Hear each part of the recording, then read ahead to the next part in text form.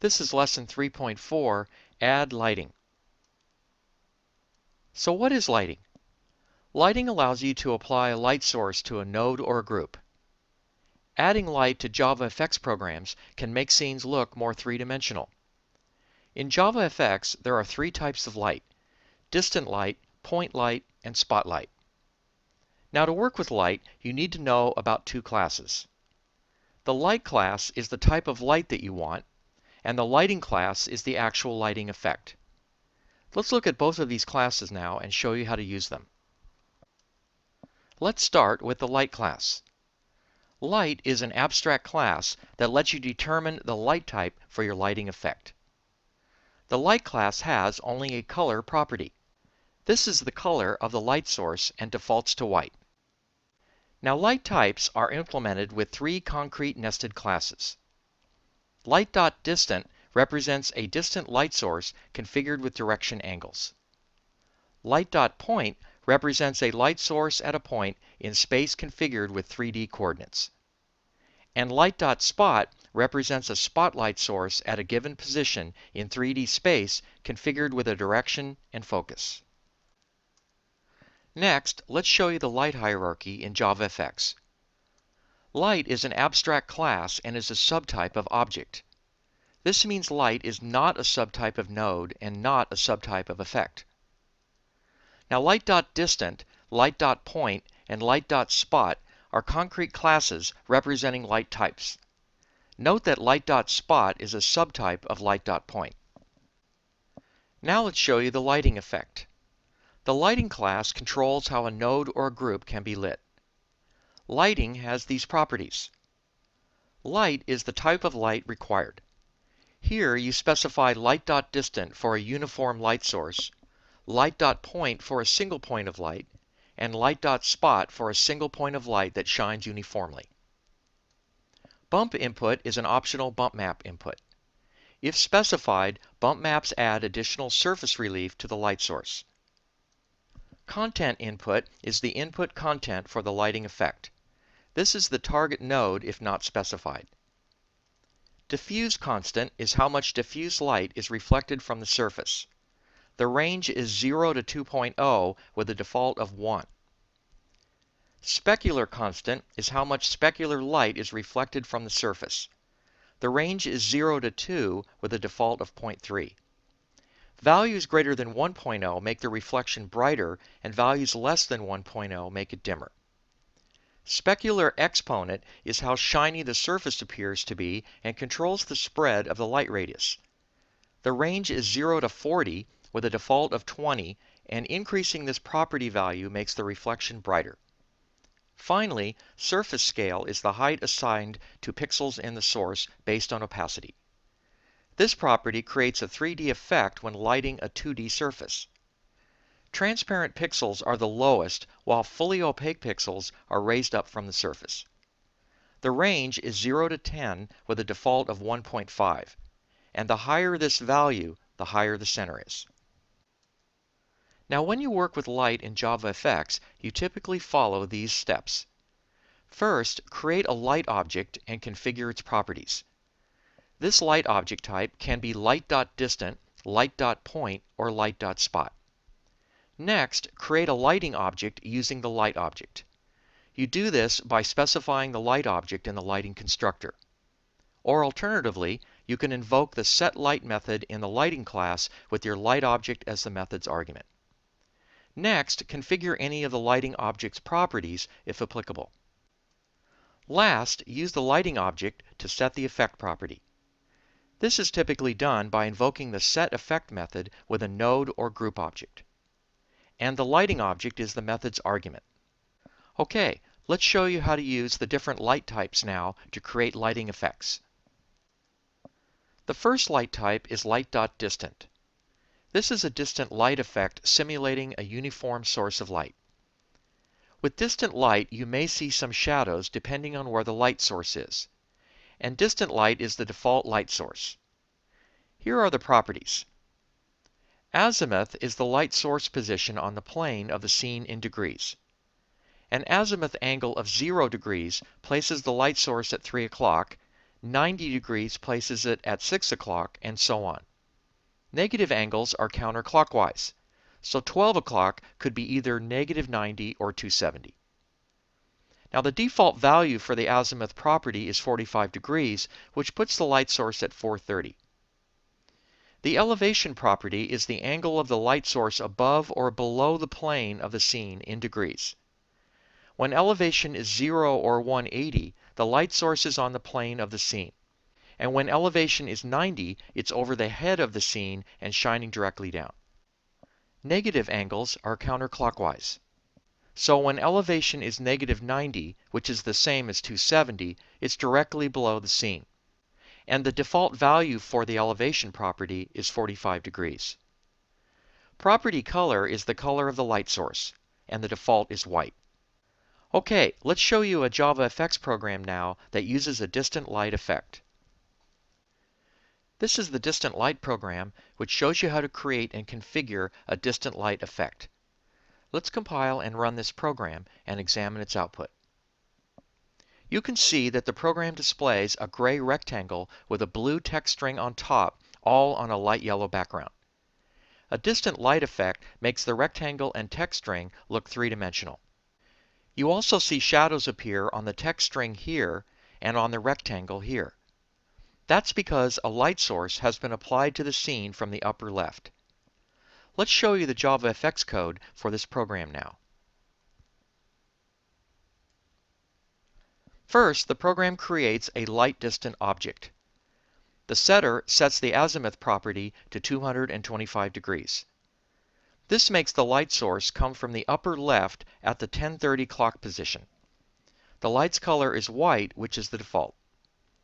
Next, the lighting constructor builds a lighting object with the distant light object as its argument. The call to set surface scale sets the surface scale property of the lighting effect to 5. A text constructor builds the text object at 5110 with the text string. The setters configure the font and fill properties, and the call to set effect applies the lighting effect to the text object. A rectangle constructor builds the rectangle at 2550 with width 450 and height 80. The setter sets the fill color to light gray. The call to set effect here applies the lighting effect to the rectangle object. And here is where we add the rectangle and text to the root scene graph. This places the text string inside the rectangle. Let's modify this program now so that you can see and learn more about the distant light effect. Recall that the distant light source position is controlled by the azimuth property. Let's change this property to 45 degrees and see what happens. When I compile and run the program, you see this. At 225 degrees, which is what we had before, the light source was coming from the upper left at the 10:30 clock position. Now, at 45 degrees, the light source is located at the 4:30 clock position on the lower right. You can see that the shadows have moved here for the text string and here for the rectangle. You can vary the angle of the light source too. Let's set the elevation property now to do just that. The default is 45 degrees, which is what you see currently. Let's change it to 90.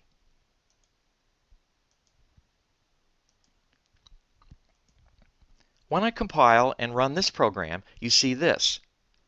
With an elevation set to 90, the light source is above the scene and shining directly down. You can see that this changes the lighting effect dramatically. Now you may be wondering why I'm applying the distant lighting effect to the text and rectangle objects separately. Why not apply the lighting effect to just the root? Let's try that now and see what happens. First, let's put the program back in its original state. When I recompile and run this program, you'll see what we had before. Now, let's comment out the call to set effect for the text object and the call to set effect for the rectangle, and call it with the root instead. When I recompile and run this program, you'll see that I do not have the same lighting effect. In fact, the lighting effect appears with the rectangle but not with the text. Why not? Recall that applying an effect to a group applies that effect to all the nodes in the group. The lighting effect has actually been applied to the text string, you just can't see it because it's rendered behind the rectangle, which is opaque. To show you that the lighting effect has indeed been applied to the text string, let's change the opacity property of the rectangle.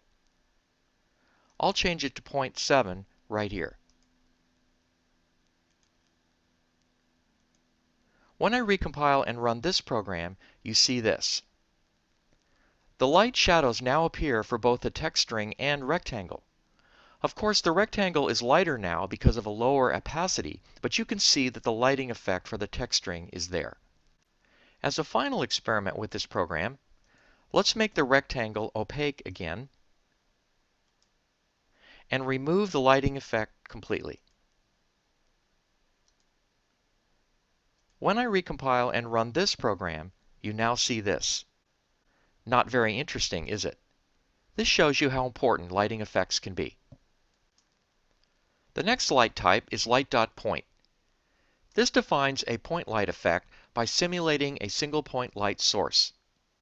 Point light offers a more concentrated area of illumination than distant light. And with 3D coordinates, you can specify exactly where you want to place the light source. Here are the properties. X, Y, and Z are the source light coordinates in 3D space. Defaults are 0. And color is the light source color, which defaults to white if not specified. Okay, let's show you a JavaFX program now that uses a point light effect. This is the point light program, which shows you how to create and configure a point light effect. Let's compile and run this program and examine its output. You can see that the program displays a green circle with a yellow text string on top, all on a light yellow background. A point light effect makes the circle and text string look three-dimensional. You also see shadows appear on the text string here and on the circle here. That's because a light source has been applied above the scene and the point light effect appears here. Let's show you the JavaFX code for this program now. First, the program creates a light point object. The constructor positions the point light source at 200, 150 and sets its color to white. This makes the white light source come from the above left. Next, the lighting constructor builds a lighting object with the point light object as its argument. The setters set the surface scale and specular exponent properties of the lighting effect both to 5. A text constructor builds the text object at 80 to 70 with the text string, and the setters configure the font and fill properties. The call to set effect here applies the lighting effect to the text object. A circle constructor builds the circle at 250, 250 with radius 200 and a light green color. The call to set effect here applies the lighting effect to the circle object. And here is where we add the circle and text to the root scene graph. This places the text string inside the circle. Let's experiment with this program now and show you a little bit more about what you can do with configuring point light effects. First, I'll change the light source position to 200, 300, 50 here. When I recompile and run the program, you see the light source has moved below the text string and the shading changes. Let's put it back and change the Z value to 20. When I recompile and run this program, you'll see the circle and text become darker, and that's because the point light is closer. And if I increase Z to 100, recompile and run, you'll see the circle and text are much brighter because the point light is farther away. Next, let's modify the specular exponent property. First, I'll set the Z value back to its original value of 50. Recall that the specular exponent property controls the spread radius of the light source. Increasing this value reduces the radius and makes the point light more concentrated. Let's change its property to 35 now, recompile and run the program. Note the darker shadows here because of a smaller spread radius. Recall the surface scale property affects the height of pixels in the source. Let's remove it now and make it the default 1.5, which is a smaller value. When I recompile and run this program, you'll see a slightly different look for the text string and the shading. As a final experiment to this program, let's remove the lighting effects completely. To do this, I'll comment out this line and this line. When I recompile and run the program, this is what you see. The last light type is light.spot. Light.spot is a subclass of light.point and simulates a single point light positioned in 3D space. This spotlight source shines uniformly in every direction. Spotlights also act like point lights but radiate light over a more confined area. Think of a spotlight lamp with a cone that radiates light. Here are the properties. X, Y, Z are the source light coordinates. Defaults are 0.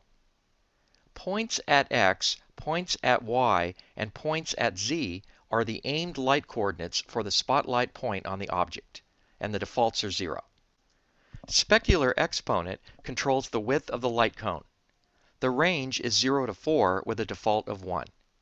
Increasing this value makes the light cone narrower and produces a more focused beam with a smaller and brighter effect. And color is the light source color, which defaults to white if not specified. Okay, let's show you a JavaFX program now that uses a spotlight effect. This is the Spotlight program, which shows you how to create and configure a spotlight effect. Let's compile and run this program and examine its output. You can see that the program displays a green circle with a yellow text string on top, all on a light yellow background. A spotlight effect makes the circle and text string look three-dimensional. You also see shadows appear on the text string here and on the circle here.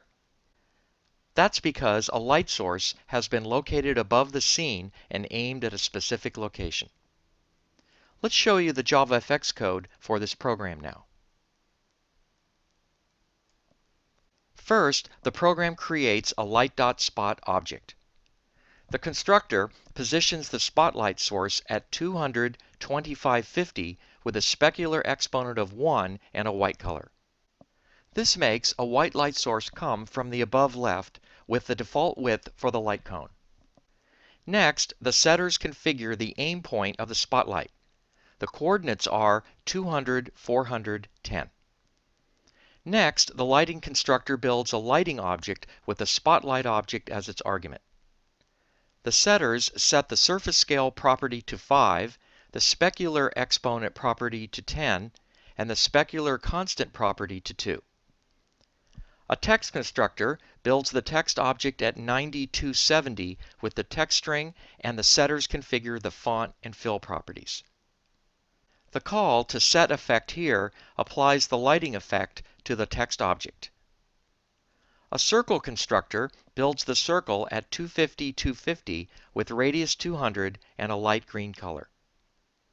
The call to set effect here applies the lighting effect to the circle object. And here's where we add the circle and text to the root scene graph. This places the text string inside the circle. Let's experiment with this program now and learn more about how to configure spotlight effects. First, I'll change the light source position to 200, 125, 50 here. When I recompile and run the program, you see the light source has moved down and the shading changes. Next, I'll modify the location of the aim point to 200, 125, 10. When I recompile and run this program, you see the spotlight source directly above now, since the y coordinates of the light source and aim point are the same. Next, let's modify the lighting specular exponent property. Recall that this property controls the spread radius of the light source. Increasing the value reduces the radius and makes the point light more concentrated. Let's change it to 40, recompile, and run the program. Note the darker shadows now because of a smaller spread radius. By the way, it's easy to confuse the specular exponent property for lighting here with the specular exponent property for spotlight here. Remember that the spotlight specular exponent property controls the width of the light cone, whereas the specular exponent property for lighting controls the spread of the light radius. Okay, I'll let you experiment with the other lighting properties here to see how they interact with spotlight.